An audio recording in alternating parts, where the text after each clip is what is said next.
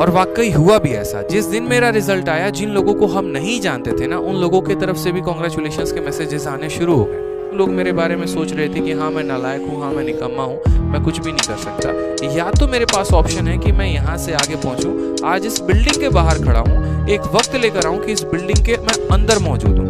और मेरे साथ एक और लड़के थे, मैंने उनसे भी ये बात कही थी कि देख लेना, 1 साल के अंदर ये कहानी पलट कर मैं रख दूंगा। आज मैं इस गेट के बाहर हूँ और ये सिक्योरिटी गार्ड मुझे मना कर रहा है, हालांकि उसकी वो ड्यूटी है, वो डेफिनेटली है, ट्रेसपैसर्स को मना करेगा, लेकिन 1 साल के अंदर कहानी ऐसी पलट दूंगा ना कि इस बिल्डिंग के अंदर मैं मिलूंगा। और हुआ भी यही यहाँ पर। एक मेरे भाई तब से परेशान है और वो एक ही बात कहे जा रहे हैं कि सर ब्रेकअप हो गया, मोटिवेशन दीजिए। देखिए, ऐसा नहीं है कि ब्रेकअप होने के बाद पर्टिकुलरली किसी चीज़ की मोटिवेशन की ज़रूरत होती है। एक छोटी सी आप लोगों को हम स्टोरी शेयर करते हैं, क्योंकि ये बच्चा काफ़ी परेशान है और तब से एक ही बात लिखे जा रहा है, इसीलिए मैं आपको एक छोटी सी बात बताता हूँ कि जब ब्रेकअप हो जाए तो क्या करना चाहिए इंसान को। क्योंकि आउट ऑफ द बॉक्स है, बट परेशान मत हो, ठीक है, कि ब्रेकअप के बाद वाकई में क्या करें। ठीक है, ये एक बहुत बड़ा मुद्दा हो सकता है, बहुतों के लिए ये छोटी शब्द हो सकती है, जो थोड़े से पढ़ाकू होंगे उनको लगेगा अरे सर क्या बता रहे हैं, ठीक है, लेकिन जिनके साथ जीवन में ऐसी घटना होती है उनके लिए बहुत महत्वपूर्ण बात होती है। देखो, लाइफ में ना लोग बहुत कुछ कहते हैं कि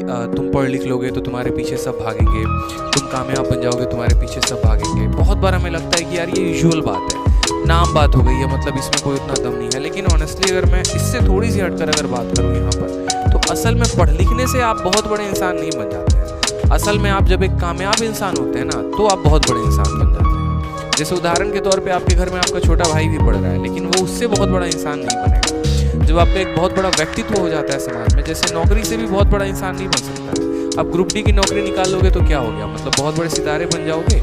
नहीं होता ना मेरे भाई। जब तक आप जिस ओहदे के लिए तैयारी कर रहे हैं वो ओहदा, वो वजूद बहुत बड़ा होना चाहिए, तभी आपके पीछे दुनिया भागती है, तभी आपको कनेक्ट करने की कोशिश करती है।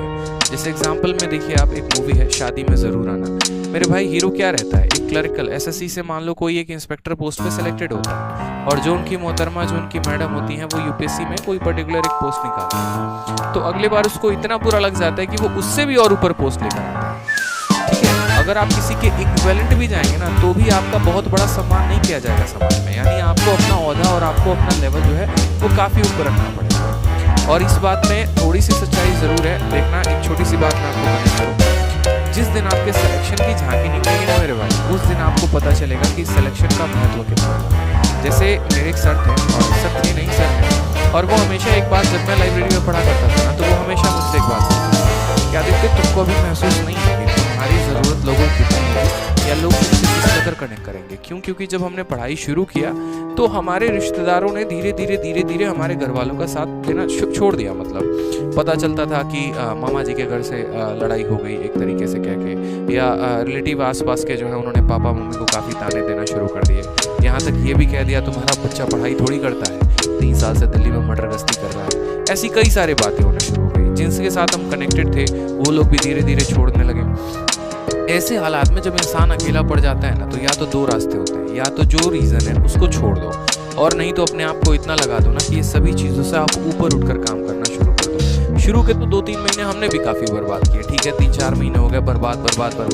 माइंड आदमी का किसी का भी डिप्रेशन में चला जाता है, सोच नहीं पाता है। लेकिन एक स्ट्रॉन्ग रीज़न होना चाहिए लाइफ में। जैसे उसके बाद रैंडमली मेरे सामने एक पोस्ट की वीडियो आई कि इनकम टैक्स इंस्पेक्टर कैसे बनते हैं। मुझे काफ़ी अच्छा लगा वो वीडियो, और मुझे इतना अच्छा लगा वो वीडियो कि उसके बाद मैंने रैंडमली सारे पोस्ट देखने शुरू कर दिए। अच्छा, सीजीएल में इनकम टैक्स इंस्पेक्टर भी होता है, उसके बाद जो है यहाँ पर डबल ए इंस्पेक्टर भी होता है, उसके बाद एक्साइज इंस्पेक्टर्स भी होता है। और आप बिलीव नहीं करेंगे, जिस रात मैंने वीडियो देखी थी उसके अगले रात, चूँकि मैं दिल्ली में रहता था, तो उसके अगले रात मैंने यहाँ पर जो है मेट्रो लिया था, और मेट्रो लेकर मैं पहुँच गया था विदेश मंत्रालय। हालांकि किसी दिन फोटो होगी तो मैं शेयर ज़रूर करूँगा, ये मेरे प्रिपरेशन के टाइम की बात थी। और विदेश मंत्रालय जाकर उस पर्टिकुलर ऑफिस में, जहाँ पर जब आप एसएससी से सेलेक्ट होकर जाएंगे ना, और वहाँ पर जाके जब आप जॉब करेंगे, तो उस पर्टिकुलर बिल्डिंग के आगे, चूँकि सिक्योरिटी गार्ड बहुत ज़्यादा थे, वहाँ ठहरने दे नहीं रहे थे, तो जाकर मैंने कम से कम 1.5-2 घंटे वहाँ पर बैठा था। और कुछ नहीं, बस उसके बगल में बस स्टैंड था। बस यही सोचता रहा कि यहाँ जो लोग जॉब करने आते हैं उन्होंने कितनी मेहनत की होगी, और क्या वो यहीं तक रुकते होंगे या उनका वजूद यहाँ से और आगे जाता होगा। ऐसा होता है विदेश मंत्रालय में, आप लंदन में और फॉरेन पोस्टिंग आपको मिलती है। तो मैंने अपने लाइफ को वहाँ पर कंपेयर किया कि देखो आज मैं कहाँ पर हूँ, आज मैं यहाँ पर हूँ। मेरे पास 2 रीजन है, या तो यहाँ से मैं बहुत गड्ढे में चले जाऊँ, अपने आप को बहुत नीचा दिखा दूँ, अपने आप को वाकई में वो साबित कर दूं जो लोग मेरे बारे में सोच रहे थे कि हाँ मैं नालायक हूँ, हाँ मैं निकम्मा हूँ, मैं कुछ भी नहीं कर सकता। या तो मेरे पास ऑप्शन है कि मैं यहाँ से आगे पहुँचूँ, आज इस बिल्डिंग के बाहर खड़ा हूँ, एक वक्त लेकर आऊँ कि इस बिल्डिंग के मैं अंदर मौजूद हूँ। और मेरे साथ एक और लड़के थे, मैंने उनसे भी ये बात कही थी कि देख लेना 1 साल के अंदर ये कहानी पलट कर मैं रख दूंगा। आज मैं इस गेट के बाहर हूँ और ये सिक्योरिटी गार्ड मुझे मना कर रहा है, हालांकि उसकी वो ड्यूटी है, वो डेफिनेटली है, ट्रेसपैसर्स को मना करेगा, लेकिन 1 साल के अंदर कहानी ऐसी पलट दूंगा ना कि इस बिल्डिंग के अंदर मैं मिलूंगा। और हुआ भी यही यहाँ पर। फिर उसके बाद यहाँ पर इतना आदमी थोड़ा सा जो है मेहनत करना शुरू कर दिया। वो मुझे एक रीज़न मिल गया कि मुझे वहाँ पर क्यों जाना था। वो रीज़न मुझे मिल गया क्योंकि मुझे अपने आप को बहुत बेहतर बनाना था। और हुआ भी ऐसा यहाँ पर, जब जब मैं डिमोटिवेटेड हो जाता था, या जब भी मुझे थोड़ा सा दुख होता था, या जब भी मुझे थोड़ा भी यहाँ पर फियर होना शुरू हो जाएगा, थोड़ा मैं नेगेटिव होना शुरू हो जाऊँगा, तो अगर मैं हूँ यहाँ पर तो मैं किसी की बाइक अरेंज करूँगा, या फिर जैसे भी हो गया मैं कभी यूपीएससी भवन पहुँच गया, कभी एमईए भवन पहुँच गया, कभी आईटीओ पहुँच गया, और जाकर बस उन बिल्डिंग्स को देखूंगा यार कि हाँ यार देख तेरा मंजिल वहाँ पर है, तुझे वहाँ जाना है। जब वो चीज़ सामने होती है ना तो ज़्यादा मोटिवेशन मिलती है, रोंगटे ऐसे खड़े हो जाते हैं एकदम ऐसे, हाँ यार फील आ रहा है, मतलब देख सोचना यार एकदम बाहर आज खड़े हैं, कल के दिन अंदर होंगे, सोचो स्टाफ होंगे, सिक्योरिटी गार्ड्स होंगे, आईडी लगाकर ऐसे हम भी एंट्री करेंगे, कितना मज़ा आएगा। मतलब वो रेल भवन में जब हम सिक्योरिटी देखते थे, मतलब फील होता था कि हाँ यार ठीक है, इसी चीज़ के लिए तो पढ़ना है, इसी चीज़ के लिए तो करना है, हमारे भी नाम की वाहवाही होगी, हमारा भी नाम का गुणगान होगा। और वाकई हुआ भी ऐसा। जिस दिन मेरा रिजल्ट आया, जिन लोगों को हम नहीं जानते थे ना, उन लोगों की तरफ से भी कॉन्ग्रेचुलेशंस के मैसेजेस आने शुरू हो गए। तो वो एक जो रुतबा होगा ना, वो एक जो जलवा होगा, आप अलग ही बनाएंगे। उसके लिए आपको अंदर से थोड़ा सा पैशनेट होना पड़ेगा, अंदर से थोड़ा सा मोटिवेट होना पड़ेगा, और एक वो स्ट्रॉन्ग रीजन ढूंढना पड़ेगा। वो क्यों का आंसर मिल गया ना, तो फिर तो तहलका ही है लाइफ में मेरे भाई। समझ गए? तहलका।